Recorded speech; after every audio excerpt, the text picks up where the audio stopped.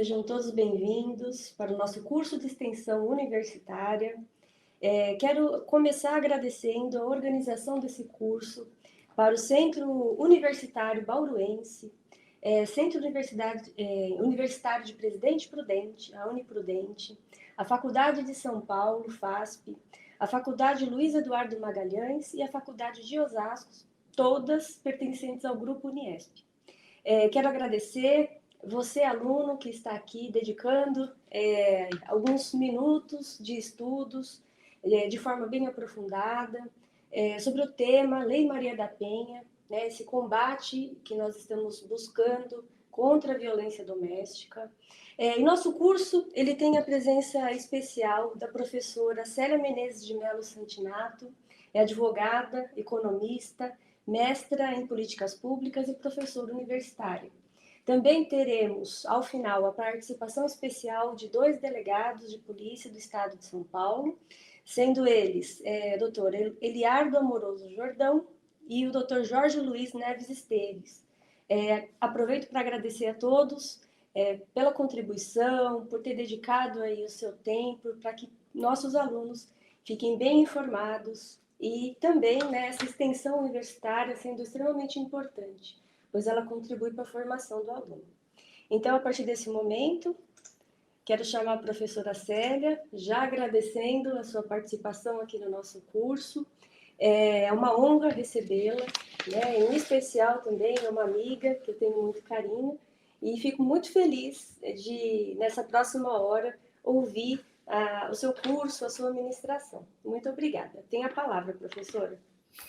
Olá, professora Vanessa, muito obrigada pelo convite, né? A nossa trajetória aqui de amizade, de trabalhos e parcerias ao longo desses últimos anos tem sido muito importante, contribui demais para o meu conhecimento, conviver com você, e que bom, obrigada aí pelo convite, e poder estar aqui com esses alunos agora que vão trocar com a gente, né, aqui esse momento, para a gente entender um pouquinho mais sobre a Lei Maria da Penha, que, infelizmente, ainda é uma lei que precisa, a cada dia, ser aperfeiçoada para atender as várias formas de violência que toda mulher sofre, né? E isso é uma coisa que tem sido falado bastante, que enquanto uma de nós estiver sofrendo algum tipo de violência, nenhuma de nós está segura, né? Então, não é uma preocupação só das mulheres, mas deve ser uma preocupação da sociedade como um todo, né? De prevenir, de coibir e de extirpar da sociedade qualquer tipo e forma de violência contra a mulher,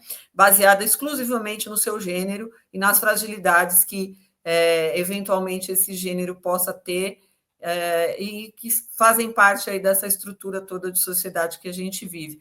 Também gostaria, depois, de agradecer em especial também aos colegas, né, delegados que vão falar, professor Jorge, professor Eliomar, isso? Eliardo, desculpe, né, que vão também trazer a sua visão, a sua contribuição como profissionais da área, né, do direito e como homens também em relação ao que essa lei tem de peculiar aí no dia a dia do profissional delegado. Bom, vamos lá, vamos falar um pouquinho sobre a Maria da Penha. Primeiro, antes de falar da lei propriamente dita, né, que é uma lei que é de 2006, a lei... aqui, 11.340, né? Até chegarmos à lei 11.340 em 2006, em 7 de agosto de 2006, que é uma lei que está, este ano, ficando maior de idade, né? Se a gente pensar assim, ela vai completar 18 anos, né? E essa maioridade aí, ao longo desse tempo todo, como a gente vai falar um pouquinho mais para frente, ela tem passado por várias adaptações, né? Vamos dizer assim, para que ela possa atender às várias formas de violência que ainda são perpetuadas nessa sociedade contra nós mulheres. Mas antes da gente falar da lei, vamos falar um pouquinho quem é a Maria da Penha, né? A Maria da Penha é uma mulher, né? Ela nasceu no Ceará, e aí é importante fazer essa colocação, porque, né, o Ceará é um país, um estado nordestino, né, onde a gente sabe que a questão do machismo, que faz parte da estrutura brasileira, né, enquanto sociedade, enquanto construção de sociedade, sempre foi muito presente, mas nos estados, né, da região norte, nordeste, essa questão machista sempre prevaleceu. E é importante também trazer a questão da reflexão aqui da Maria da Penha, porque a gente vai falar de uma mulher que tinha condições econômicas, sociais, de estar à frente do seu próprio tempo, né, naquelas condições, porque ela era uma mulher que tinha acesso à universidade, ela estava fazendo o seu mestrado já, quando ela conhece o seu marido, né, o que vem a se tornar seu marido, que era um homem de origem colombiana, e ela se casa em 1976 com ele, né? Ela o conhece aqui em São Paulo, na universidade, já fazendo mestrado. Quando nasce a primeira filha, eles voltam para o Ceará, né? Lá, e ela é uma mulher com uma carreira, né, com uma ascensão profissional dentro desta área, mas que começa, a partir do nascimento das suas filhas, ela teve 2 filhas com ele, vivenciar uma situação de um ciclo de violência que, como se a gente pode pensar que o ciclo de violência é alguma coisa que, como se fosse uma panela de pressão, né? Você coloca a água ali e, aos poucos, ela vai começando a borbulhar e a pressão vai aumentando, aumentando, com a diferença que a panela de pressão, ela vai, até que você desligue, né, o fogo, ela vai aumentar a pressão daquela turbulência ali. Nos ciclos de violência, e era o que a Maria da Penha ela vivenciou, tem aqueles momentos em que o agressor ele se arrepende, ele pede desculpa, ele passa a ter uma atitude passiva, carinhosa, e é onde a coisa vai se perpetuando, e esse mecanismo de fragilização da mulher dentro dessa relação abusiva, ela vai se tornando algo que só a partir da Lei Maria da Penha e de todas as transformações que ela vem sofrendo nesses últimos 18 anos, é que a sociedade começa a entender o porquê que a mulher fica num relacionamento abusivo. Né? Porque até então, até aí, quando vem a criação das delegacias especializadas, é justamente nesse sentido. Olha, a gente precisa de alguém que possa ouvir essa mulher e não vá desqualificar o sofrimento dela. Ué, mas por que você está há tanto tempo com esse agressor? Se é violência mesmo, se você se sente tão mal, por que você permanece? Né? Então, é por aí que a gente vai falar um pouquinho. Mas só voltando para a questão da Maria da Penha, então, ela era uma vítima de violência doméstica, né? E durante anos o seu agressor tentou ceifar a sua vida, né? Ela levou aí 19 anos e 6 meses para conseguir efetivamente que o marido dela fosse punido pelas agressões que ela sofreu. A primeira tentativa foi em 1983, ou seja, eles estavam casados aí há mais de 6, 7 anos, né? E ele, ali, naquela época, ainda não se usava o termo feminicídio, mas ele tentou cometer feminicídio contra ela, lhe dando tiros nas costas, ela dormindo, né? O que resultou numa paraplegia, né? Até hoje ela ainda usa cadeira de rodas, tal. E a justificativa é que foi um assalto, né? Dentro de casa, e houve um processo, tudo, mas isso não. Ele respondeu esse processo depois em liberdade, acabou não dando em nada. Depois, 4 meses depois que ela volta do hospital, após cirurgias, tal, 15 dias depois, ele tentou eletrocutar ela no chuveiro. Né? Então, assim, o modus operandi dele era esse mesmo, ele queria mesmo acabar com a vida dela. Os motivos que levavam ele a fazer isso não importam, não fazem a menor diferença. O que acontece é que existe ali um quadro de violência do qual essa mulher não conseguia sair e não conseguia fazer com que o seu agressor fosse punido. Então, de 1983 até 1981, quando ele vai a julgamento a primeira vez, pega 15 anos de pena, em média, e sai livre. Né, com os recursos, com tudo que aconteceu. Depois, em 1996, ele vai para um segundo julgamento, pega aí um pouco mais de 10 anos de pena, e também algumas falhas no processo, algumas coisas foram alegadas pela defesa, ele também não saiu punido. Aí o que acontece? A Maria da Penha, que, como eu comecei dizendo, era uma mulher de formação, né, intelectual, com acesso, né, à informação, com acesso a vários canais de acesso à informação e apoio, ela conseguiu, em 1998, através de algumas organizações, que o caso dela fosse denunciado à Comissão Internacional de Direitos Humanos da Organização dos Estados americanos, a CIDH da OEA. E isso levou o Brasil a ser responsabilizado pelas suas atitudes de negligência, omissão e tolerância com a violência contra mulheres. Não só contra a Maria da Penha, mas a Maria da Penha, né, a lei leva este nome, porque não foi em vão o que essa mulher passou para que nós hoje tivéssemos uma legislação que a cada dia tenta endurecer cada vez mais, né,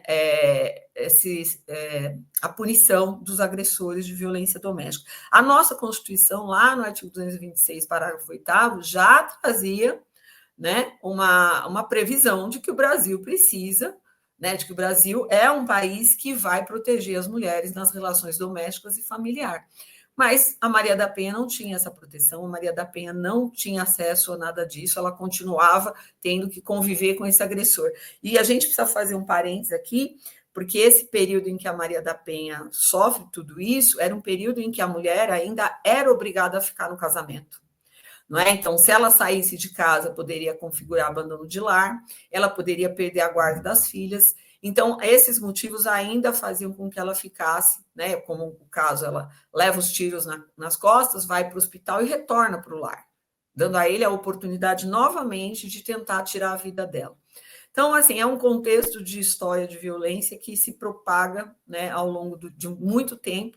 E aí a comissão da OEA faz o seguinte, diz ao Brasil, chama o Brasil à responsabilidade, né, e impõe ao Brasil algumas práticas, já de acordo aí com os tratados internacionais, as convenções internacionais das quais o Brasil era signatário, e até então fazendo vista grossa para toda essa situação. Eu vou pedir à professora que, por favor, compartilhe um slide para a gente ver aí como é que foi É o primeiro slide, por favor, professora.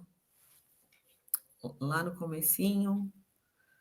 Quais foram as orientações da OEA nesse sentido? Então, deixa eu ver se eu consigo abrir aqui. Primeira coisa, né? Foi assim que a Comissão Interamericana de Direitos Humanos deu as seguintes recomendações ao Estado brasileiro. Esse material ele está disponível no próprio site da Maria da Penha, né? Que é um site bastante completo, que eu recomendo a quem quer estudar um pouco mais sobre essa lei, quer se aprofundar mais um pouco sobre as situações de violência no país, que acompanhe o site, porque ele é muito, muito bom. Né? Então, primeiro, completar rapidamente, efetivamente, o processamento penal do responsável da agressão e tentativa de homicídio em prejuízo da senhora Maria da Penha Fernandes. Ou seja, o Brasil precisava tomar efetivamente, né, à frente dessa situação e responsabilizar esse indivíduo pelos atos que ele vinha cometendo. Porque até então parecia que o Brasil não fazia nada, que esse homem poderia continuar tentando tirar a vida dela, e a nossa legislação, né, a gente aprende isso nos primeiros bancos da faculdade, tem sempre o caráter pedagógico. Então, era em relação a Maria da Penha, mas isso teria que servir como exemplo para que outras situações de violência que já aconteciam não continuassem ou para que novas situações não acontecessem. Né? Então, essa foi a primeira recomendação. A segunda, proceder a uma investigação séria, imparcial e exaustiva, a fim de determinar a responsabilidade pelas irregularidades e atrasos injustificados que impediram o processamento rápido e efetivo. Ou seja, as autoridades envolvidas nisso, quais foram as suas contribuições do ponto de vista da omissão e da tolerância. Então, assim, a lei da Maria da Penha fala logo lá no início dela sobre a ação e omissão. Ação e omissão são consideradas violência contra a mulher, inclusive praticadas por aqueles que deveriam coibir isso. E no caso da Maria da Penha, isso fica evidente, né, uma vez que fazia parte daquele contexto histórico ainda que não houvesse uma punição efetiva para o indivíduo. E o homem continuava, o agressor continuava se sentindo confortável para continuar fazendo o que fazia. Né? Então, essa foi a segunda. A terceira recomendação era adotar, sem prejuízo das ações que possam ser instauradas contra o responsável civil da agressão, as medidas necessárias para que o Estado assegure à vítima a adequada reparação simbólica e material pelas violações aqui estabelecidas, particularmente por sua falha em oferecer um recurso rápido e efetivo. Ou seja, o Estado deixou de ser efetivo e deixou de ser célere, rápido. Então, ele tem que ser responsabilizado por isso.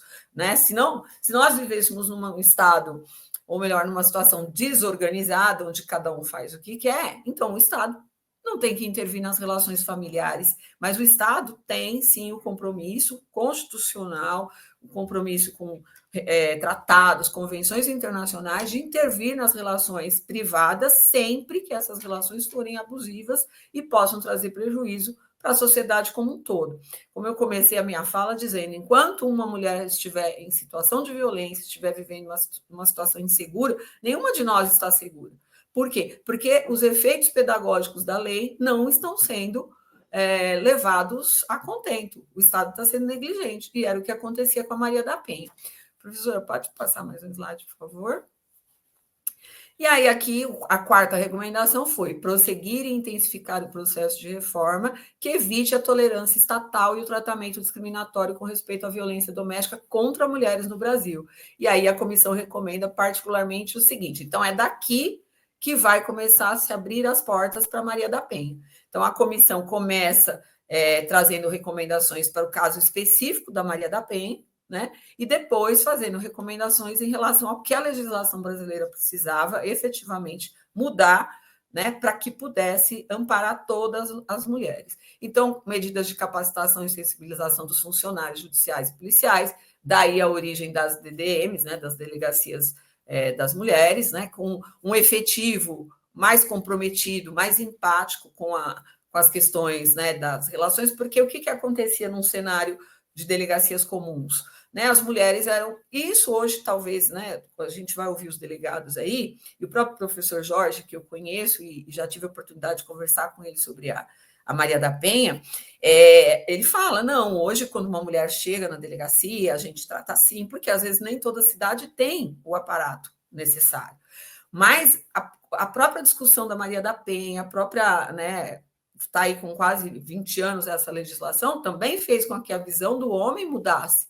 E os profissionais homens que atuam nas delegacias comuns também têm uma visão diferente. Assim como, infelizmente, eu, como advogada, já presenciei situações em que mulheres foram desrespeitadas dentro da própria delegacia da mulher, né? Tanto pelos primeiros atendimentos ali, quanto pelas próprias delegadas. Isso são relatos que a gente escuta, e eu já tive enfrentamentos aqui, já tive que procurar seccional.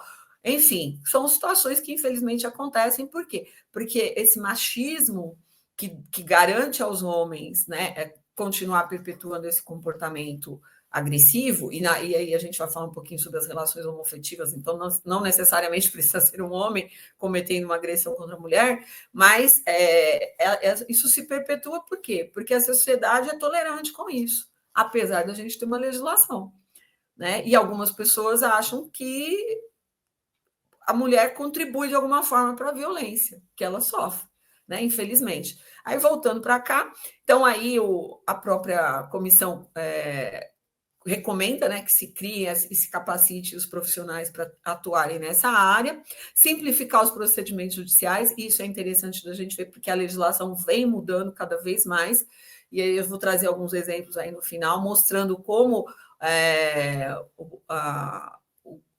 o Estado brasileiro tem tentado adequar a legislação para cada vez ser mais fácil para a mulher ter acesso às medidas protetivas e à efetividade da legislação, tanto do ponto de vista material quanto processual, né? E o estabelecimento de formas alternativas às judiciais, rápidas e efetivas na solução dos conflitos intrafamiliares. Então, por exemplo, uma das medidas que a gente vai falar aqui que os juízes podem aplicar é encaminhar o indivíduo para fazer um curso, por exemplo, para entender, né, uma capacitação para ele entender por que ele age dessa forma e por que isso não pode continuar acontecendo, e tentar mudar comportamento, tentar mudar atitudes, né, do indivíduo a partir da conscientização e de um tratamento psicológico, um acompanhamento. Outro ponto seria multiplicar o número de delegacias policiais especializadas, né, que ainda temos um pequeno número aí, infelizmente, mas já são bastantes aquelas que surgiram ao longo desses últimos 18 anos. E aqui é importante falar, já vou trazer alguns dados, que é uma das coisas que a Maria da Penha fala, é sobre os juizados especializados, né, no atendimento. Então, hoje, a gente ainda tem poucos no Brasil, né? Segundo dados do IBDFAN de 2024, são 194 juizados e varas exclusivas para tratar da questão da Maria da Penha, sendo que a maioria está concentrada aqui no Sul e no Sudeste, ou no Centro-Oeste, sendo que 21 dessas unidades estão no Tribunal de São Paulo, 19 no Distrito Federal, 14 no Rio Grande do Sul e 10 no Paraná e Pernambuco. O único estado da região Nordeste que conta com varas especializadas é Pernambuco. Então, vejam que ainda há muito a ser feito, né, nesse sentido, mas essas recomendações elas foram sendo, ao longo dos anos, incorporados pelo ordenamento brasileiro para que a gente possa efetivamente ver essa situação sendo, né, resolvida. Professora, fica à vontade aí. Eu acho que, a princípio, era isso que eu queria falar. E se a professora quiser fazer alguma pergunta, fica à vontade. Olha, eu tenho uma listinha de perguntas aqui. Oi. Né? Vamos lá. Primeira pergunta, que na verdade eu acho que eu já vou fazer a primeira e a segunda. Né? Certo. A primeira, qual que é o objetivo principal da Lei Maria da Penha? Né? A professora trouxe aí muito bem detalhado a questão histórica de como ela surgiu, mas eu acho que seria interessante falar exatamente qual é o objetivo dela e quais são as formas de violência que são abrangidas por essa lei. Né? Porque muitas vezes a pessoa acha que um tipo ou outro de violência, ou nem considera muitas vezes um ato como uma violência, né? E acaba sendo confuso às vezes para quem nem é da área do direito, ou nem tem contato com a lei, não sabe muito bem como enquadrar. Esclarece para a gente, por favor. Então, eu acho que assim, a gente pode dizer que o objetivo principal, né, o que de fato a Lei Maria da Penha trouxe para a sociedade brasileira é a responsabilidade de proteger a mulher como um ser vulnerável dentro de uma estrutura de um Estado machista, né? Acho que durante séculos, né, o mundo foi construído dentro dessa base machista, onde o homem sempre teve o poder familiar, né? O poder patriarcal, que agora a gente chama de familiar, mas era patriarcal, sociedades que ainda reproduzem isso, onde o pai tem direito sobre filhos, a mulher depende do homem para isso, para aquilo, né? A sociedade brasileira, a mulher votava se o marido deixasse, a mulher trabalhava se o marido deixasse, os filhos só levavam o nome do pai, enfim, são várias as coisas da nossa estrutura que fizeram que a gente continue vivendo essa situação. Infelizmente, o que a gente vê no noticiário todos os dias é que, apesar da Lei Maria da Penha, a gente ainda continua lidando com essa situação. E é interessante que, às vezes, conversando com algumas pessoas, né, da área jurídica ou não, eu sou professora, então converso com algumas professoras, e o que a gente percebe é assim, que quando você vai para uma estrutura de machismo de pessoas mais velhas, de gerações mais antigas, de origem diferente, você fala assim, tá meio que explicado o porquê que essa pessoa ainda reproduz esse comportamento. Mas, infelizmente, o que nós vemos hoje são jovens das gerações mais novas, adolescentes, rapazes de 20, 19, até 30 anos ainda cometendo violência contra mulheres, não sabendo lidar com a recusa, com o final de um relacionamento, não sabendo lidar com, sabe, com uma situação que é possível acontecer, o relacionamento acaba e pronto. Ninguém é obrigado a ficar com ninguém, a própria lei do divórcio mudou, né, para facilitar o divórcio, o final do casamento. Mas, assim, a Maria da Penha, ela basicamente, ela busca trazer para a mulher... Opa, apagou aqui, mas voltei. Busca trazer para a mulher segurança em relação, seja uma ação ou uma omissão, né, de parte de quem ela tem uma convivência domiciliar ou familiar. E aqui é bom a gente fazer uma diferença, porque parece que é a mesma coisa, mas não é. O âmbito familiar, onde as relações acontecem, é a casa, onde, né, ali o lar, o ambiente onde as pessoas têm uma relação mais permanente, diária, constante, e que podem ou não ser parentes. Já a relação familiar é essa que decorre de parentesco, seja por afinidade, né, as relações socioafetivas, seja de forma transitória, né, alguém que veio passar uns dias na sua casa, mas por questão de parentesco e vem sofrer uma violência. Então, assim, essa lei ela tenta abarcar esses dois modelos de convivência, seja ela domiciliar, porque eu moro naquele domicílio, e eu tenho a condição de gênero mulher, e aí é importante a gente frisar isso, porque, infelizmente, nós ainda lidamos com as piadinhas, com as brincadeiras. Ai, por que não tem a lei Zé da Penha? Por que não tem uma lei de proteção para os homens? Gente, todas, querendo ou não, a maior parte das leis foi feita pelos homens, e quase sempre para os homens. Essas mudanças do cenário de que a gente tem a igualdade de gênero, ela vem mudando nas últimas décadas, e de forma muito lenta. Então, a legislação, ela sempre foi pensada, como eu trouxe aí a questão do homem, a mulher vota se o homem deixar, a mulher trabalha se o homem deixar, os filhos do homem, enfim. A mulher sai de casa e abandono do lar. Então, assim, essas coisas todas fizeram com que a gente precisasse de uma lei específica. Não há mais por que discutir por que não tem uma lei para o homem, porque o homem tem todas as outras leis a seu favor. A Maria da Penha, ela é para as mulheres, para proteger as mulheres. E acho que a segunda parte, né, da sua pergunta, professora, era sobre que tipos, né, o legislador vai falar. E aí eu vou pedir para você depois compartilhar com a gente mais um slide, mas basicamente lesões, violência física de todo tipo, né, que traga de alguma forma um comprometimento da integridade física da mulher ou a sua saúde corporal. E aqui é importante a gente falar que essa era a grande dificuldade da mulher, porque se ela chegasse na delegacia ou em qualquer lugar e dissesse que ela sofria violência, e não fosse essa violência física que deixou marcas, que deixou machucada, que deixou... Não ficava configurada violência. E aí a lei mudou e foi se aperfeiçoando e melhorou isso. Então, além das violências físicas propriamente, a gente hoje fala de violência psicológica, violência sexual, violência patrimonial e violência moral.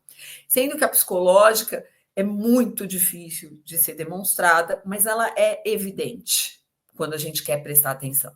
Quando a gente quer olhar para ela, ela é muito clara. Porque uma mulher que está passando por situação de violência psicológica, ela fica fragilizada, ela adoece de várias formas, e ela fica presa nessa relação, num ciclo, como eu falei no início, de forma viciosa, né? E é onde quem está do lado não enxerga, quem está do lado, às vezes, não percebe. E isso vai se perpetuando, né? E vai se perpetuando. E aí também o ciclo de violência que começa com uma agressão, vem um momento de calmaria, depois vem um momento de arrependimento e, novamente, a pessoa vai ali. Então, a violência psicológica aqui, ela é entendida como qualquer conduta que lhe cause dano emocional ou diminuição da sua autoestima, ou lhe prejudique ou perturbe o pleno desenvolvimento. E isso é importante a gente falar aqui, que é o dano emocional, a gente vai carregar por muito tempo. A violência física cicatrizou. Se não fez ali, às vezes, um exame de corpo de delito, pode ser que dali a alguns dias você nem perceba. E se você sofreu aquela violência física e curou, e você continuou lá, pode ser que você não se lembre dela depois, porque não deixou nenhuma marca, não deixou cicatriz. Diferente da Maria da Penha, que levou um tiro e ficou paraplégica, né? Ela vai lembrar dessa violência toda vez que ela lembrar da condição dela. Mas algumas formas de violência física podem não deixar marcas. E aí a mulher continua ali, né? E aí a violência sexual, que acontece mesmo dentro do casamento, é importante lembrar isso, mesmo dentro de uma relação notória e pública, né? Quando não há consentimento, não é relação sexual de casal, não há interesse naquela relação. Então a mulher sofre o abuso, sofre o estupro dentro do casamento. Vai ter uma gravidez que às vezes ela não quer mais com aquele indivíduo, porque às vezes ela está tentando sair daquela relação e surge a gravidez. Então, assim, são várias as formas de violência sexual que acontecem dentro de uma relação. A violência patrimonial, que também é muito importante falar, que muitas mulheres ficam dentro da relação, porque vão, de alguma forma, ficar presas àquele indivíduo, porque o patrimônio é dela, mas ela não consegue desvincular dele. Ela não consegue se sustentar sozinha, não consegue sustentar os filhos, ele subtrai, retém patrimônio, isso acontece demais. E a violência moral, que é entendida como qualquer conduta que configure calúnia, difamação e injúria, né? Então, isso também que está previsto no Código Penal, mas precisou ser trazido para a Lei Maria da Penha, uma legislação especial para a mulher, para ficar claro que essa é uma conduta que é praticada pelos homens. E hoje, com as redes sociais, com a internet, com as várias formas aí de divulgação, né, da intimidade de um casal, de alguma coisa assim, ainda acontece, né, de forma ainda mais rápida e veloz. Dentro aqui da questão patrimonial, é comum, às vezes, que a mulher seja, por exemplo, sócia numa empresa com o marido, né, e fica presa nisso, não consegue sair disso. Então, são várias as formas aí de violência, mas essas são as que estão previstas na legislação. E aqui cabe fazer sempre um parênteses de que a legislação está em constante mudança, ela está em constante adequação à sociedade. Eventualmente, a sociedade vai malevolamente trazer novas formas de violência que talvez precisam ser incorporadas aqui nesse artigo ainda. Mais alguma coisa? Respondi sua pergunta? Respondeu. A próxima pergunta, embora a professora já tenha até mencionado, mas é legal para fixar, né? Tá. Quem pode ser considerado vítima e quem pode ser considerado agressor, conforme a Lei Maria da Penha? Sim, vítima. Vítima, mulher. Mulher é a vítima, sempre, né? Voltando à questão de que não existe uma lei que não seja a Maria da Penha para proteger as mulheres especificamente, porque todas as outras leis que nós temos, elas protegem pessoas, qualquer indivíduo, inclusive nós mulheres. Mas quando se fala de violência, nós temos aí a Lei Maria da Penha como essa fundamental para a proteção da mulher. Então, ela é a vítima. Aí aqui eu já vou até adiantar uma fala, porque sobre, não sei se alguém vai perguntar sobre isso, sobre a questão das relações homoafetivas, né? Se elas entram nesse caminho. E entram sim, por quê? Porque a gente pode ter mulheres trans, né? Ou mulheres travestis, que também vão ser entendidas como mulheres para efeitos da Lei Maria da Penha. Então, nas relações homoafetivas entre mulheres, entre duas mulheres, ou mulheres trans e mulheres travestis, também vai configurar, porque o objetivo da lei é atender todo mundo que se identifique como gênero mulher. Tá? Essa é a questão da vítima. Agora, o agressor pode ser qualquer pessoa que se enquadre dentro das relações domésticas ou familiares. Então, é homem, mas é o pai? Pode ser. É homem, mas é o irmão? É um primo? É alguém que mora, né, teve relação doméstica, está na sua casa? Então, é um agressor em potencial. É um familiar, é alguém que, por afinidade ou uma relação de casamento, ou uma relação de união estável, configura. Então, o agressor contra a mulher pode ser. Agora, não, duas mulheres, elas são vizinhas. Não. Uma mulher e seu vizinho, também não. Né? Tem que ter ali a configuração da relação doméstica ou familiar para que possa ser um agressor. Tá?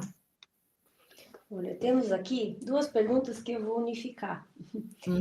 Quais as medidas protetivas que nós temos de urgência e como funciona esse processo para solicitar uma medida protetiva? Então, as medidas protetivas de urgência, geralmente, hoje estão mais, assim, mais fáceis, né, da mulher ter acesso, em tese, de acordo com a legislação, mas como a gente já falou, depende também do aparato público para isso. Mas são o afastamento da vítima, né, do lar, nas situações mais graves, o afastamento do próprio agressor, o distanciamento, né, estabelecer uma distância segura aí para que ele não possa ter contato, o abrigamento, né, abrigar a vítima em algum lugar para que ela não tenha que continuar convivendo com aquele agressor, as casas de acolhimento que ela pode ter acesso, e a prisão preventiva do agressor. Né? O juiz pode decretar a prisão preventiva para que o agressor seja afastado efetivamente das relações, porque muitas vezes só o fato de estabelecer, e aqui é bom a gente fazer um parênteses, né, das nossas primeiras aulas de direito lá, né, da sociologia do direito e tal, é que a norma, né, a legislação como um todo, ela é feita para o homem médio, né, para as pessoas médias. O que significa ser médio? É você conseguir ter compreensão razoável do que é colocado como norma positiva ali. Então, assim, vamos pegar um exemplo da lei de trânsito. É proibido passar no farol vermelho. A maioria das pessoas consegue entender isso. Você tem verde, livre, amarelo, atenção, vermelho, você para. E ainda assim as pessoas ultrapassam, mesmo aquelas que têm condições de compreender. Mas, em regra geral, a maioria da população vai entender que no vermelho tem que parar. Só que aqueles que eventualmente ultrapassam e assumem o risco de cometer um acidente de trânsito e, né, e ali prejudicar alguém, causar um dano a alguém, eles estão pouco se ligando para a legislação.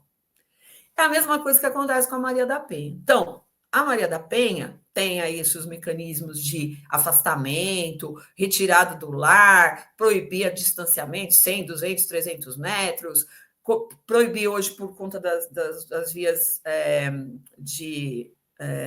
tecnológicas, qualquer forma de contato, seja com a vítima ou com qualquer parente, né, que possa, de alguma forma, interferir na proteção da vítima.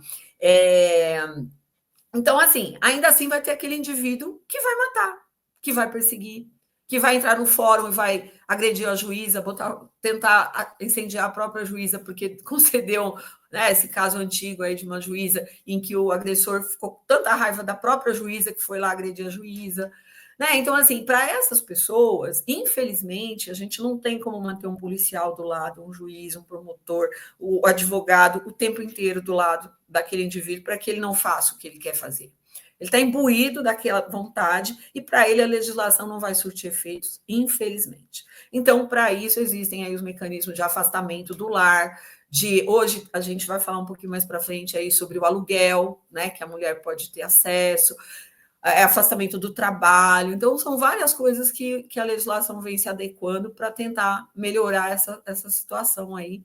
Porque, infelizmente, para quem não vai aceitar a legislação como, olha, tá bom, eu não vou fazer porque posso me dar mal com isso, infelizmente, não faz diferença, né?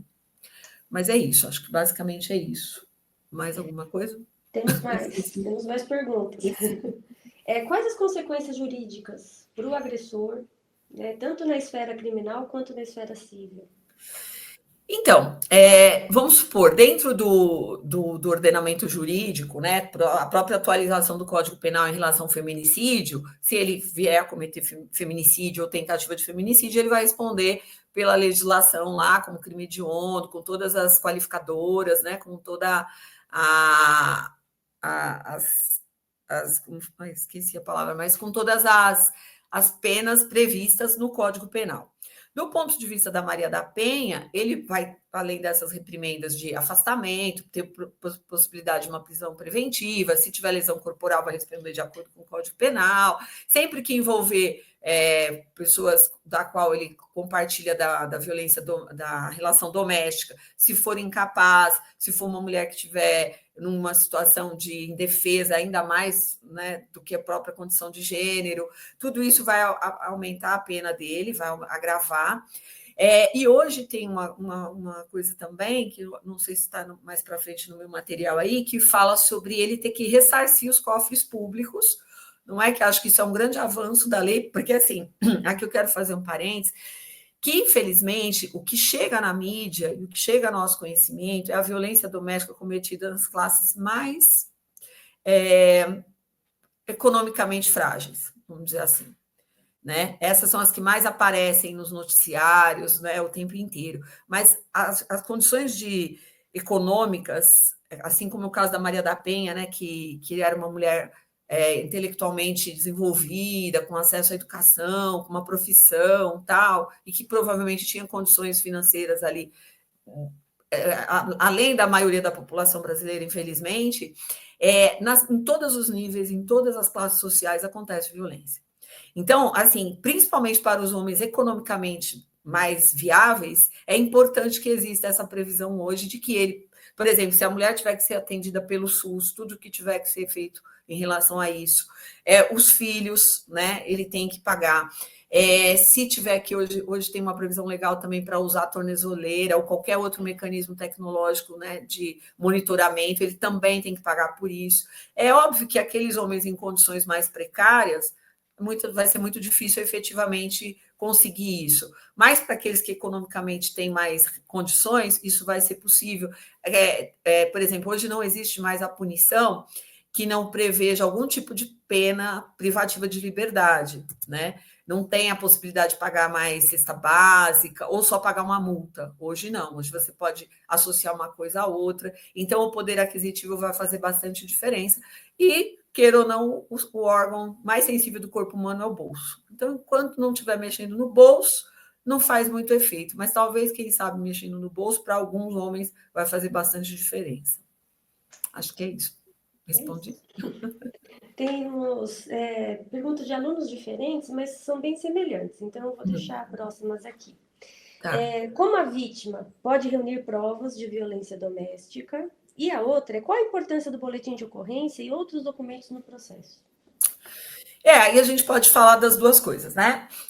Às vezes acontece assim, reunir provas é bem complicado. Eu tive, por exemplo, um caso de divórcio em que a violência ela era psicológica e patrimonial. E na parte patrimonial, a gente juntou, por exemplo, documentos de veículo que tinham sido vendido e valor que não tinha sido repassado, veículo que estava no nome de terceira pessoa e que a mulher não tinha acesso, para provar que havia ali uma violência patrimonial. A violência psicológica precisou passar por perícia, precisou trazer laudo de terapias que já fazia, precisamos da interferência de uma organização que cuida de mulheres que sofrem violência, né, para demonstrar. Então, a violência física, e aí voltando para a questão do boletim de ocorrência, é a primeira passe para entrar nesse cenário de começar a tentar cortar a violência, né? Conter a violência e terminar com ela efetivamente. Então, assim, o boletim de ocorrência deve sempre ser feito. Embora, né, aqui eu estou falando para a maioria, acredito, alunos de direito e tal, mas para os leigos, às vezes o boletim de ocorrência é aquele que ele vai dizer, mas não serve para nada, porque a gente vê casos aí, como eu falei, na televisão, de mulheres que têm 20, 30, 40 boletins de ocorrência, mas é como eu volto a dizer, a lei é feita para quem consegue entender que viver em sociedade precisa viver de forma organizada e que você tem que respeitar direitos, não é? Então, para essas pessoas, um boletim de ocorrência pode surtir bastante efeito, não é? Então, fazer o boletim de ocorrência. O boletim de ocorrência leva a possibilidade de fazer um exame físico, né? Passar por um exame físico para detectar se há marcas, se houve estupro, por exemplo, se houve alguma condição de adulteração da condição física da mulher.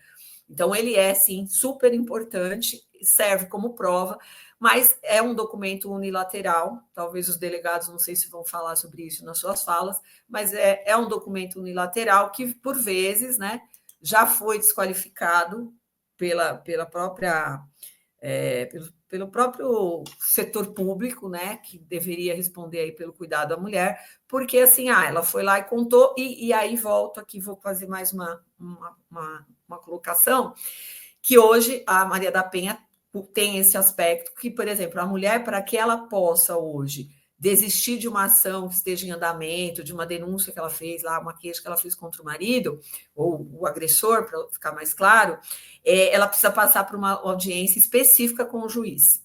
Então, antes, o que acontecia? Antes dessa mudança na lei, ela ia lá, fazia o boletim de ocorrência, voltava para casa, ou ela sofria mais violência que deixava com mais medo, ou vinha aquele ciclo do momento assim, mas eu não vou fazer mais, eu te amo, e tem os filhos, e tem não sei o que, aí vinha um parente e falava, mas você vai fazer isso com ele? Olha, ele não é assim, porque infelizmente, né, eu não sou psicóloga, mas infelizmente a gente percebe no agressor esse comportamento de que fora de casa ele é uma pessoa, ele não é o agressor que ele é em casa.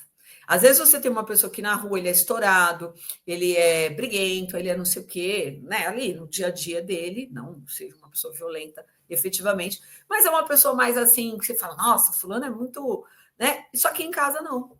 Em casa, no ambiente familiar, ele é uma pessoa que respeita os limites da relação. E, às vezes, esse agressor que dentro de casa é manipulador, é agressor, ele lá fora, ele é um cordeirinho. E aí é onde a mulher tinha, muitas vezes, voltava atrás. Então, a legislação precisou mudar para que hoje, para que ela possa, né, efetivamente desistir dos procedimentos, ela tem que falar para o juiz, que é bastante difícil na frente de um juiz que vai saber perguntar, que vai saber entender o que está acontecendo ali. Ela, mesmo que ela queira, ele pode dar continuidade ao processo como uma medida de proteção efetiva mesmo. Mas eu ia falar mais alguma coisa na sua pergunta, que era do boletim. Faltou alguma coisa. Eu ia falar que era importante. Eu acho que já respondeu tudo, porque eu perguntei referente a reunir provas, né? Sim, das provas. Sim, só queria voltar, então, na questão da violência psicológica, né? Que é muito difícil. Então, vai depender, mas o boletim de ocorrência pode ajudar nisso, porque pode haver um encaminhamento para uma organização que vai te dar esse apoio, esse suporte, né? Que vai fazer ali uma investigação psicossocial para saber de fato quais são os comprometimentos que essa relação está trazendo e vai ajudar no afastamento. Mas assim, é bastante complicado, né? Fazer provas nesses aspectos que não são propriamente físicos, né? Mas é possível e é importante fazer. Aí vai muito da expertise do advogado, né? E da familiaridade que ele tem com o processo. Tem uma pergunta aqui, um aluno perguntou, professor, quais os serviços de apoio psicológico e social disponíveis para as vítimas de violência doméstica? Legal. Vou pedir para você reproduzir lá o meu slide de novo, por favor, que eu trouxe um materialzinho pensando nisso. E aqui eu faço uma exaltação aqui às justiceiras que eu sigo no Instagram e que tem um trabalho efetivo na busca aí de ajudar mulheres e de esclarecer mulheres, que aí agora eu lembrei de uma coisa que a professora Vanessa falou numa das perguntas, que é sobre isso, né? As mulheres nem sempre percebem que estão sofrendo violência. Elas nem sempre entendem que estão num relacionamento abusivo, que estão numa relação que não é saudável e que é numa relação que pode eventualmente caminhar para um feminicídio ou para agressões de várias formas. Então, baseado nisso, as justiceiras e outras, né, institutos fazem um trabalho muito importante de conscientização. Eu costumo divulgar bastante ali algumas coisas no meu Instagram sobre elas, por quê? Porque é uma forma de que a gente que tem alunas, né, meninas muito novas ainda, mulheres de todas as idades, que comecem a se conscientizar. E nesses casos, primeira coisa, a mulher pode discar 190 e acionar a polícia militar, né, relatando os casos. Em caso de violência que não requer ação imediata, ela disca o 180 para um central de atendimento à mulher, que é um atendimento gratuito e sigiloso.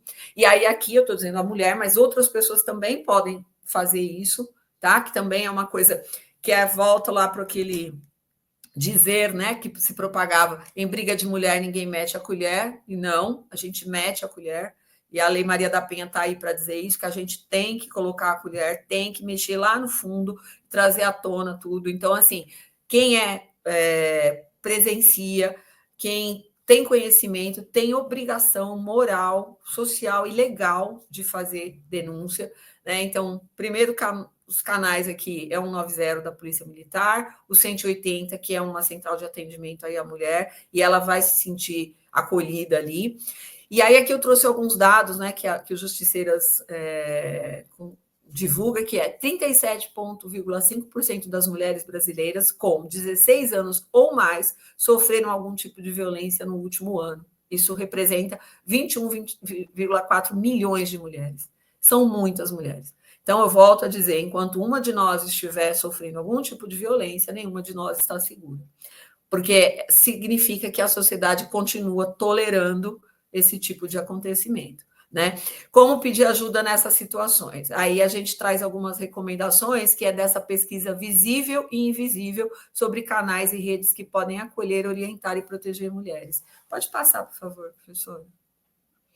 Então, o mapa do acolhimento, né, ele conecta mulheres e psicólogas e advogadas voluntárias em todo o Brasil. Então, é uma organização sem fins lucrativos também. E é bacana porque aqui a gente volta para a pergunta anterior sobre como produzir provas, né? Então, de repente, se conectar com um canal como esse, você vai lá conseguir entender como você vai poder produzir as provas necessárias, porque você pode não estar preparado para aquele momento tomar uma atitude, mas esses canais vão te fortalecer e te ajudar. Sempre falo muito isso quando, por exemplo, eu atendo uma mulher que vive algum tipo de violência doméstica numa relação e ela está ali pensando em fazer o divórcio, por exemplo, mas ainda não está pronta para aquilo. Então, sempre, né, que possível, a gente orienta, procura uma psicóloga, procura um ambiente onde você vai se sentir acolhido, onde você vai ver que você não é a única pessoa que passa por isso e talvez você vai encontrar forças.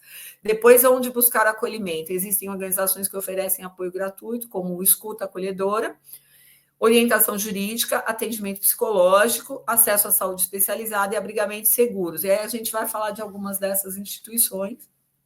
Pode passar, por favor.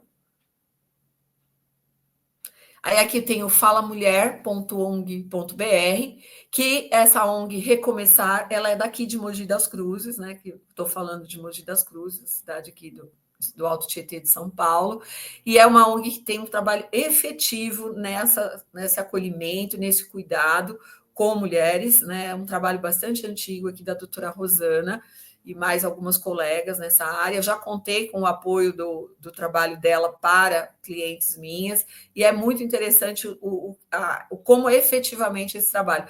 A doutora Rosana, né, e a ONG, durante alguns anos, puderam ficar dentro da delegacia, fazendo um acolhimento ali, recebiam, né, as mulheres que chegavam para ser atendidas na Delegacia da Mulher. Isso era um convênio que acho que já não existe mais, mas é uma ONG que faz um trabalho efetivo muito bom.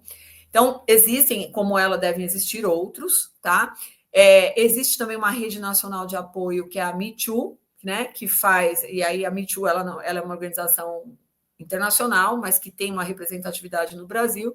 Ela faz acolhimento psicológico, jurídico e assistencial para vítimas de violência sexual, através aí do canal do seu site, pode ter acesso.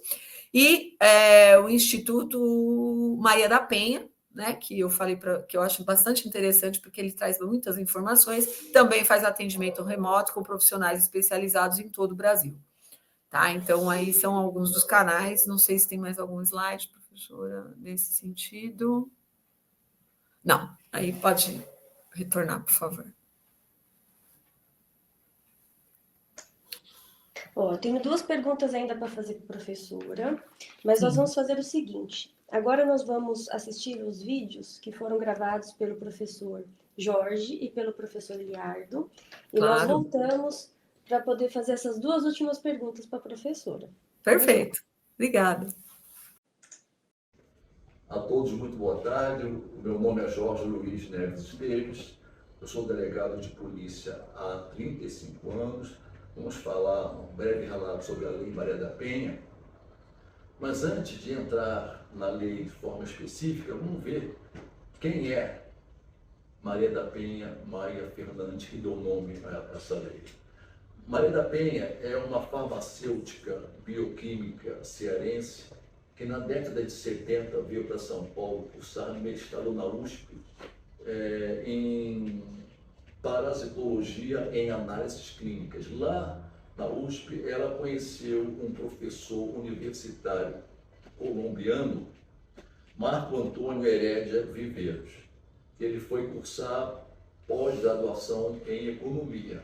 Os dois iniciaram um romance, e ele sempre muito educado, solícito, prestativo.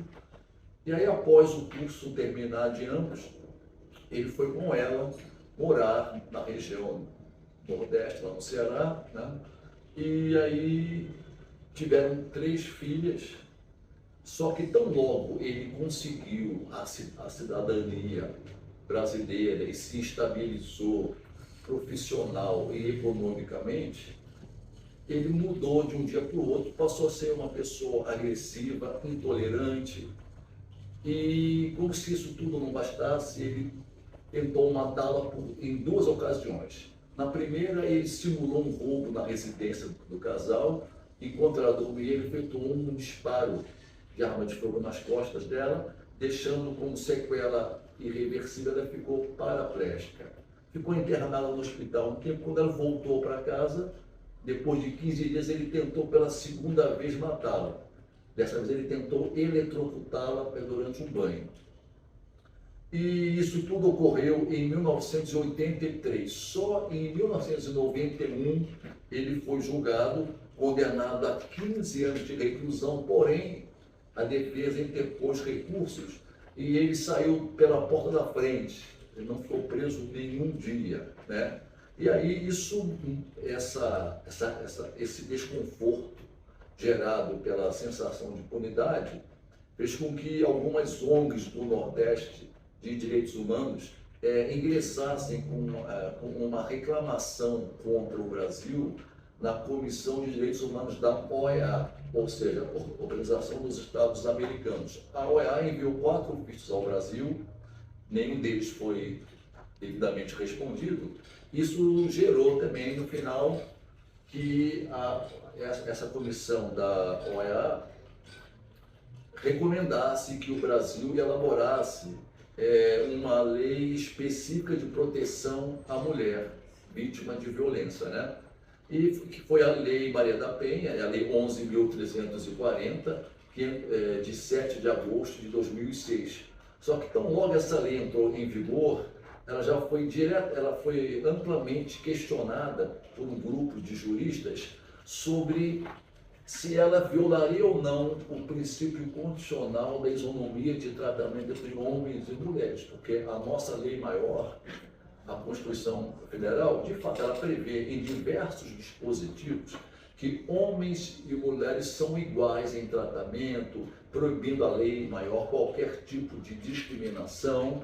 E aí o Supremo Tribunal Federal analisou e decidiu que a Lei Maria da Penha ela não viola o princípio da isonomia, até porque, segundo o Supremo Tribunal Federal, isonomia é exatamente isso, ou seja, tratar igual os iguais e tratar desigual os desiguais na medida da sua desigualdade.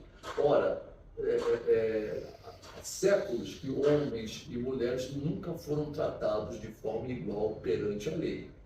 Não é isso? Então, essa lei veio para minimizar essa gritante desigualdade que sempre existiu. Mas agora sobre a Lei Maria da Penha. Por que eu sou fã dessa lei? Essa lei tem várias novidades que só ela apresenta. Mas antes de mais nada, vamos desfazer um mito aqui, né? A Lei Maria da Penha, embora a violência física seja a mais comum, ela não protege e ampara a mulher somente da violência física, não. Ela protege e ampara a mulher de todos os tipos de violência. A física, a psicológica, a sexual, a patrimonial e etc. Né? Então, a imprensa às vezes fala só em violência física, mas não é só não. Tem todos esses tipos, aliás, qualquer tipo de violência contra a mulher. A Lei Maria da Penha se faz presente com institutos inovadores que, na verdade, a grande cereja do bolo dessa lei seriam as medidas protetivas de urgência que trouxeram concretude, aplicabilidade plena dessa lei desde o começo, enquanto em outras leis essa eficácia vem no final, essa vem no começo, até antes mesmo de ter inquérito. Ao elaborar o boletim de ocorrência em qualquer delegacia, essa mulher, a ela será apresentado um rol de medidas protetivas, e ela vai marcar com um X qual que ela escolhe. Aí, claro, isso não é só ela escolher, vai depender da manifestação do Ministério Público e da decisão do magistrado. Mas o que essa lei trouxe de inovação?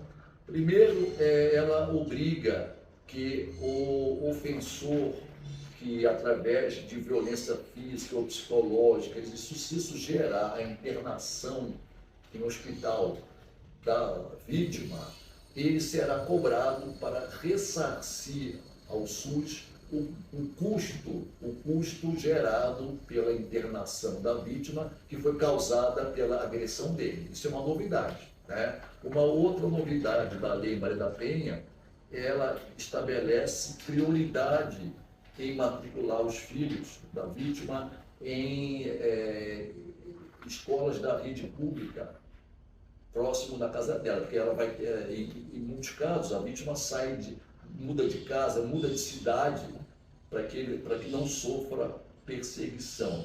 Uma outra novidade da Lei Maria da Penha é que ela determina um atendimento policial e pericial especializado, né?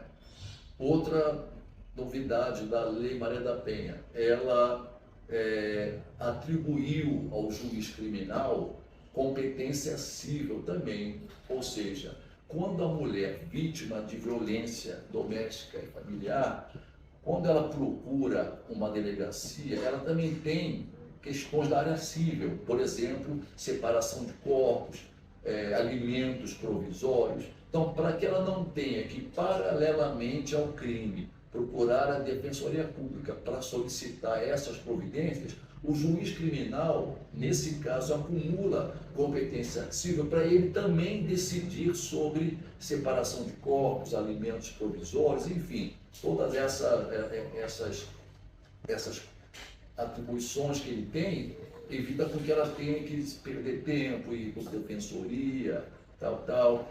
A Lei Maria da Penha também, ela abriu o leque de autoridades que podem afastar do lar o agressor ou quem está na iminência de agredir de qualquer forma a sua esposa ou a sua companheira, enfim.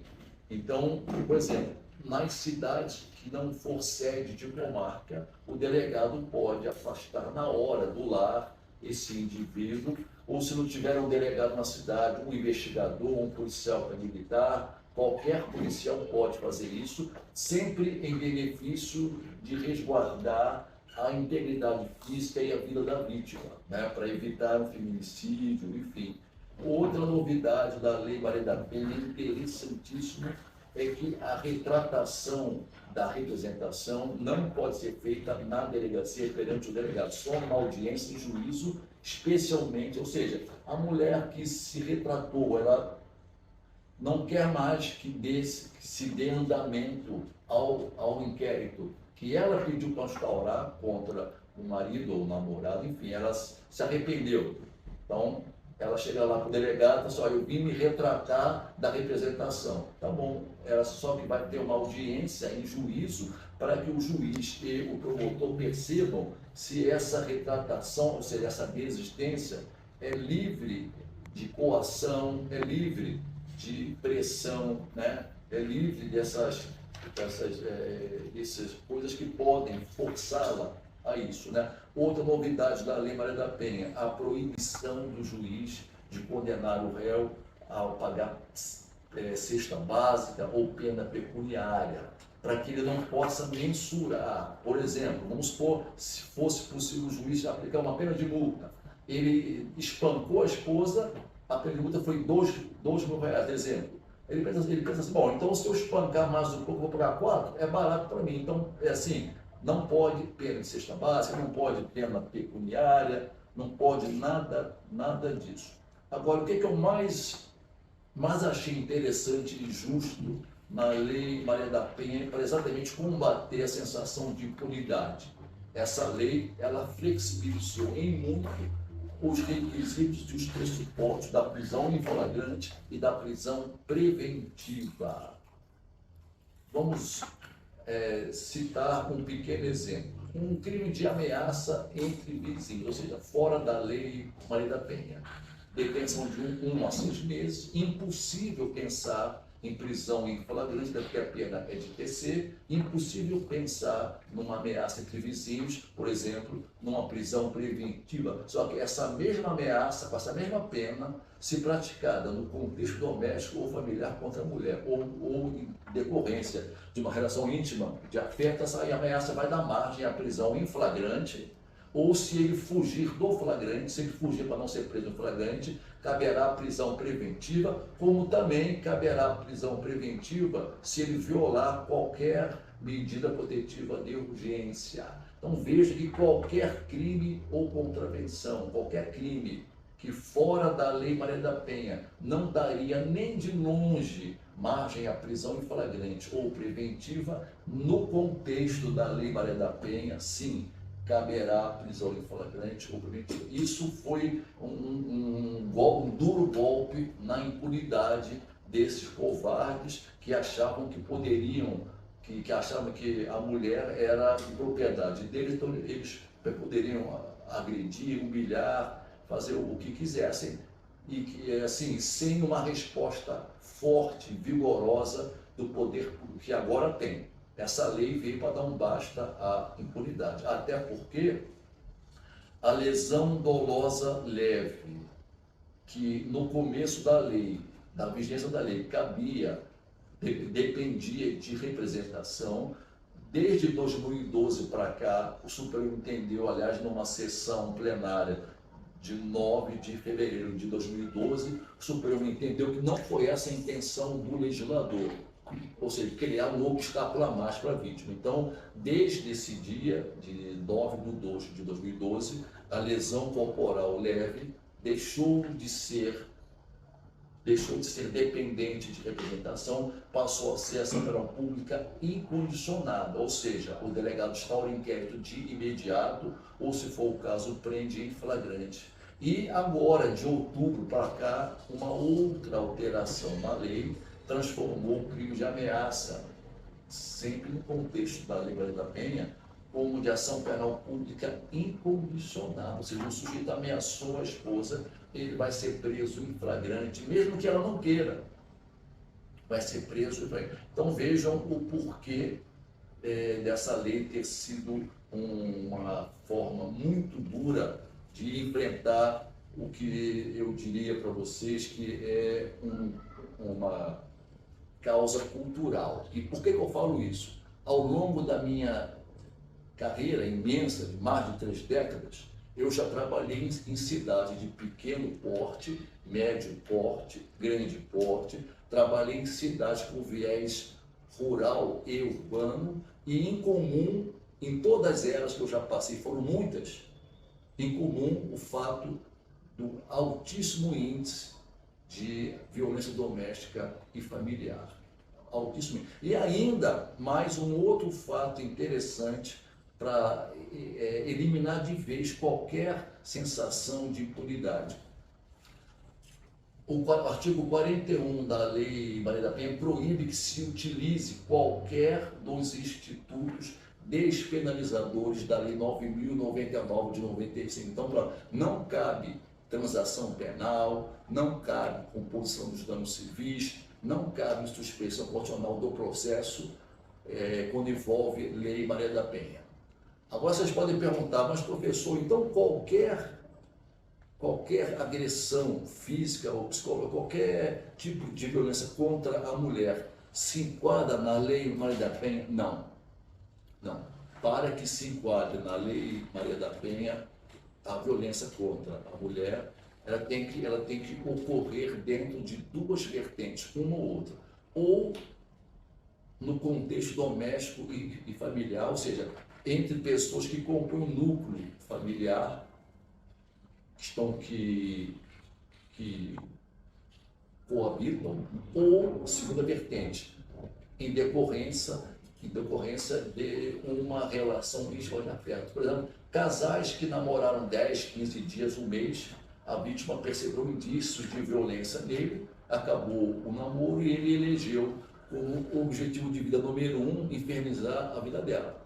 Então ele ameaça, ele pratica a violência física, ele persegue. Vejam, eles nunca coabitaram, nunca moraram juntos, mas a motivação desses crimes foi gerada em quê? A partir de uma relação íntima, a partir de um amor, do namoro, que eles tiveram um romance. Então, nessas 2 vertentes, aplica-se a Lei Maria da Penha. E, só para encerrar, eu quero dizer o seguinte: a Lei Maria da Penha, ela não tem um rol de crimes próprios, não. Ela diz assim: qualquer crime ou contravenção, qualquer crime, desde que praticados, como eu expliquei agora, no contexto doméstico e familiar, contra a mulher, ou em virtude de uma relação íntima de afeto, se aplica a Lei Maria da Penha. Então, eu quero agradecer a oportunidade, sei que estou à disposição, e é sempre bom eu falar sobre esse tema, que é um tema que eu prezo muito e eu levo muito a sério essa lei, que ela veio para dar um basta na impunidade e quebrar essa cultura machista que a gente vê no nosso país, que não é de hoje. Então, a todos, mais uma vez, meu muito obrigado. Olá pessoal, meu nome é Eliardo, eu sou delegado de polícia do estado de São Paulo há aproximadamente 20 anos. Atualmente estou de licença do cargo por conta de mandato eletivo. Sou professor universitário na Universidade de Suzano há alguns anos e hoje aqui vim trazer alguns temas para a gente refletir acerca da Lei Maria da Penha e a sua importância na atuação do delegado de polícia, tá bom? Aproveitar aqui a oportunidade de mandar um abraço para minha amiga Vanessa Esther, a doutora Vanessa, por esta oportunidade, e a todo o corpo docente e corpo discente dos centros universitários da Uniesp, tá bom? Pessoal, é o seguinte, a Lei Maria da Penha ela é considerada uma das 3 melhores leis do mundo acerca deste assunto. E aí, pessoal, surgem diversas questões no dia a dia do delegado de polícia, numa delegacia de polícia. Só que antes de mencionar algumas delas, vale aqui lembrar alguns conceitos. O primeiro deles, nós sabemos que existem os chamados crimes de ação penal pública incondicionada. São aqueles que o Estado atuará e eventualmente punirá o autor dos fatos, independentemente da vítima demonstrar esta vontade. Como, por exemplo, crime de homicídio, crime de roubo, crime de furto, lá do artigo 155 do Código Penal. Existem outros crimes chamados de ação penal pública condicionada, ou seja, depende de manifestação de vontade da vítima para a atuação do Estado. É a chamada representação. Quer ver 2 exemplos? Crime de ameaça, lá no artigo 147 do Código Penal, e o crime de furto de coisa comum, artigo 156 Código Penal. E por fim, nós temos os chamados crimes de ação penal privada. São aqueles que também dependem de manifestação de vontade da vítima, mediante a queixa-crime. Pois bem, nós também precisamos deixar bem claro aqui o seguinte: as terminologias infração penal, crime, contravenção e delito. Seguinte, infração penal é gênero que comporta 2 espécies. A primeira delas, crime ou delito, e a segunda delas, contravenção penal, também conhecida como delito liliputiano. Atenção que isso daí cai bastante em provas, hein? Também conhecido como crime anão ou delito vagabundo. Então vamos lá. Infração penal é gênero que comporta 2 espécies. Primeira delas, crime ou delito. Segunda delas, contravenção, delito liliputiano, crime anão ou delito vagabundo. Tá? Por que eu disse isso? Dito isto, pessoal, quando um fato é apresentado ao delegado de polícia, primeira questão que ele tem que saber se aquela infração penal é crime de ação penal pública incondicionada, condicionada ou privada. Respondido isto, ele tem que subir outro degrau. E este outro degrau é justamente saber se aquela infração penal é de menor potencial ofensivo ou não. E quem dá o conceito para a gente, o que é a infração penal de menor potencial ofensivo?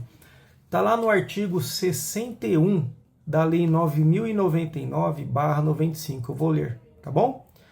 Consideram-se infrações penais de menor potencial ofensivo para os efeitos desta lei as contravenções penais, olhem só que interessante, e os crimes a que a lei comine pena máxima não superior a 2 anos, cumulada ou não com multa. Então, nós tiramos a seguinte ilação do artigo 61 da Lei 9.099. São infrações penais de menor potencial ofensivo todas as contravenções penais e aqueles crimes ou delitos cuja pena máxima em abstrato previsto no tipo penal seja igual ou inferior a 2 anos. Pronto. Isto é fundamental. Por quê?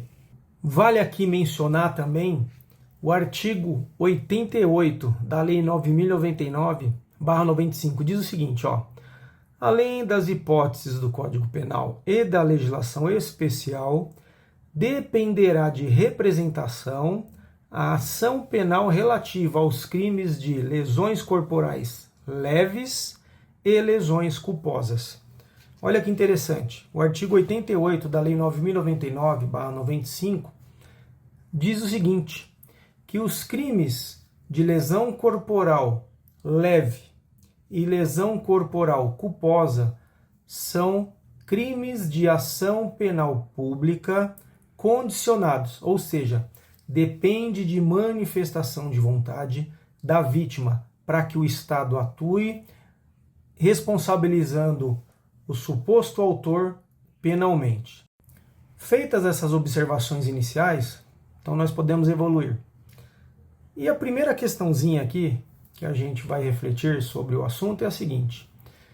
Apresentado um fato, em tese, criminoso ao delegado de polícia, a primeira questão que ele vai ter que saber é o seguinte: se trata-se de infração penal de menor potencial ofensivo, ou seja, se é contravenção penal ou se é crime, porém a pena máxima em abstrato é igual ou inferior a 2 anos. Esta é a primeira questão. Segunda questãozinha que ele também vai ter que saber e responder na hora para ele mesmo.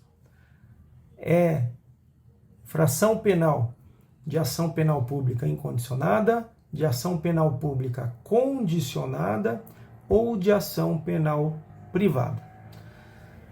Se o delegado de polícia estiver diante de uma infração penal de menor potencial ofensivo, o artigo 69 da Lei 9.099/95 diz o seguinte: vai confeccionar um termo circunstanciado onde será colhidas as assinaturas de todas as partes e, neste ato, o autor assinará o termo de compromisso em comparecer em juízo quando assim requisitado.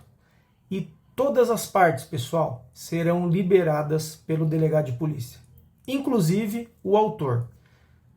Olhem só, hein? Quando se tratar de infração penal de menor potencial ofensivo.